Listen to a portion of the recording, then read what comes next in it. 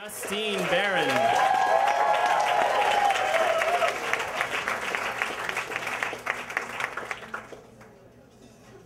Thank you.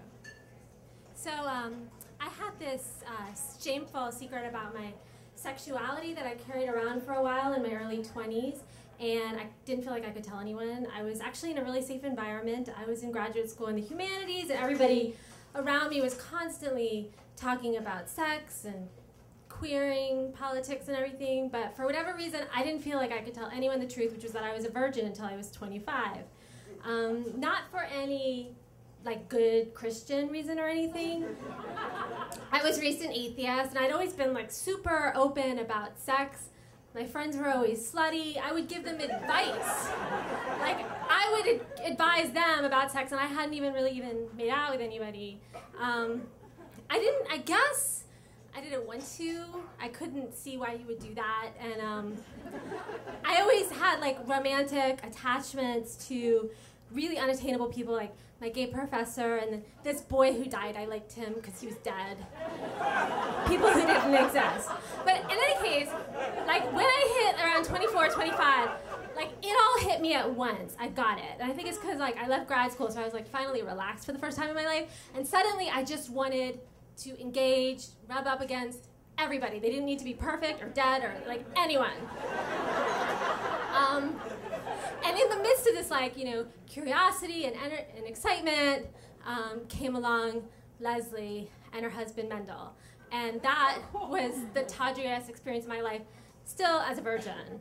So I'll tell you about that. I was teaching at this literacy council, GED, and Leslie had just gotten her GED. She was 19, and she had 3 kids by 2 men. So she was way ahead of me.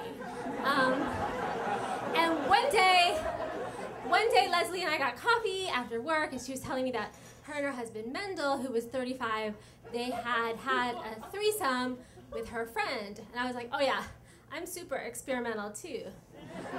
Virgin. And, so one day after work, we all hung out. It was at the Olive Garden. It was a small town, not that much to do. And the whole night, Mendel is saying things like, I only flirt with intention. And then it's because I had no game and was so clued out, finally I was like, oh, you're flirting with me, okay. Oh right, and you're telling me directly. So we decided to make an actual date. And they came to my apartment, and for 6 hours, I laid on the couch, clothed, while they rubbed me and worshipped me. And it was I was like a Grecian princess, both genders just adoring me. I look back on that night often and wish that I had just stopped there, because it was so perfect and clean. Not just with them, with sex. Second official date, not so much. We were on their really rough carpet, and the baby was right around the corner. I apologize for my part in that. And Leslie did some sort of sexual act on top of me, but it wasn't hitting me anywhere, so I didn't feel it. And then Mendel started crying, and he was like, I never want to see that again. So, not so Grecian princess. So we came up with a plan, which is that they could both date me, but separately. So for a few weeks, I would go over to one or hang out with the other one, and we would get busy, but I was still not ready for anything to enter me. And that fired them up, and it was kind of hot just how much they wanted me. I think they were competitive for me. So that was also exciting. Only one time did we get together. I watched them have sex. It was gross. I didn't like it. So anyway, this is going on, and I tell my friends, my graduate student friends, they're all so jealous, because here they were, identifying themselves as, queer, polyamorous, but basically just, at home with their boyfriend baking bread, and I was actually living the exciting life that they wanted, and I even came out. I came out as into couples, which I thought made sense. I thought this made sense, because I'd always sort of been a third wheel type, but I didn't... But I still didn't come out as a virgin, which is what I still technically was. That was embarrassing. This stuff was cool. So, all right, so it goes on for about a month, and then Leslie and Mendel had me over for dinner, and I'll never forget it. It was macaroni and cheese on paper plates, and Mendel asked me if I wanted to join their family. So, the first proposal in my life. And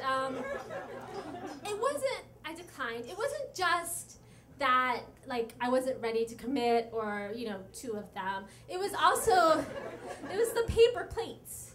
Like, it was like a little low budget for me. I was broke. It's just like, stylistically, I liked classic dinnerware.